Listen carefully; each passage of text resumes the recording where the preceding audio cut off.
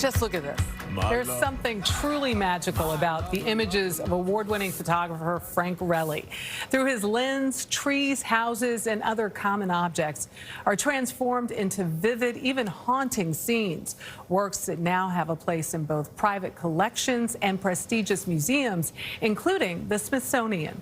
Our Jamie Wax joined the New Orleans native at his gallery and out on the water to observe the painstaking process of capturing these stunning portraits of the world around us. Photographs are a powerful way of communicating for people, and have been, and I think they will continue to be for a long time. There are many photographers who focus on human subjects to express themes such as connection, loneliness, aging, and loss. Frank Relle manages to express all those human themes and more in his photographs without ever actually featuring a single human. Moments like today, when I have a chance to zoom out and reflect, and I'm not in the midst of it all, I realize it's like, oh, wow, all these pieces of my life have come together, and it feels amazing. The Louisiana native has been photographing landscapes, natural and man-made, for 17 years. When one of his photographs was featured as the cover image of Dan Baum's 2009 best-selling book about Hurricane Katrina, 9 Lives, more people began to take interest in Relle's work. What impact did that have on your art and your ability to connect with a wider audience? For me, it was very powerful to have the image on the outside of that book speak to the lives that were on the inside of it. It's super special because ultimately I'm trying to get people's attention through the images, and so when it goes out as broadly as that, then it's super powerful. Relle's artistic focus now is mainly on Louisiana's bayous and swamps. Utilizing evocative lighting and long exposure times, he creates stunning and emotional images. Your work evolved from these dramatic photographs of architectural structures in Louisiana to nature scenes, swamp scenes, isolated trees. That evolution happened in multiple different ways. After I'd been photographing the architecture in New Orleans for a while, I wanted to get back to my love of the natural world, but I didn't know the path to it. Hurricane Katrina, of course, happened, and that was a huge water story, how water came into the city of New Orleans. And then the disaster with the oil spill in the Gulf of Mexico, that was another story that was connected to the water. Both of these were dramatic photographic events that captured all of our attention. And I just realized that in Louisiana, all of the stories come from the water. The photographs are made of, natural subjects. They're made of trees, and they're made of water, and they're made of skies and stars, but they're made for people. And the most profound way that we connect with people is through relationships, and something we can all understand, and we all understand the shape of an embrace. They become something that has a human connection in it.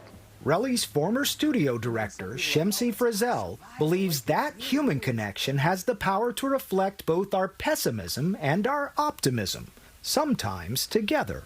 I think that Frank, through his work, has never really shied away from the potential for tragedy and what that can do to an environment, what that can do to someone's spirit. But I think through his technique as a photographer, what his work has always done for me is sort of blended the reality of potential tragedy with hope. A lot of his photographs are shot in remote areas at night, a place he says fear and possibility coexist. The process is intense, at times with Relle in up to 25 feet of water for hours at a time. And he's not usually alone. You have been in situations where 15 to 20 alligators are surrounding you in maybe 16 feet of water. Mm-hmm. And you're right there. Yes. And you say you're not afraid of that situation. No, I know that people in those situations, I know that people are afraid, but I typically feel very calm in the natural world. And that calm, being down in the water, despite the fact that there are alligators in the water, is a calming experience for me. I am stuck in swamp mud. I have no idea how you do this. It was something I just had to experience firsthand. Are you looking for humanity in these things that you shoot? Sometimes it's a feeling that you get from the tree. In the middle of the night, the only souls for miles, deep in Maurepas Swamp, in freezing water, sinking in quicksand mud filled with alligators in a hibernation-like state, it was Frank Relle's happy place. How's that feel? That feels great. Oh, good. You have a method of treading water and floating so that you don't disturb that long exposure. How important is lighting in the emotional content that you capture? Lighting is everything.